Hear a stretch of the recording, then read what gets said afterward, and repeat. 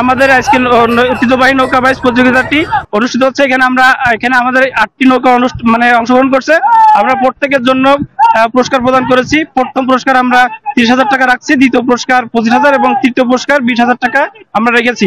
আমরা এই ধরনের আয়োজন নিয়মিত করতে চাই এবং আমাদের এই আয়োজন অব্যাহত থাকবে।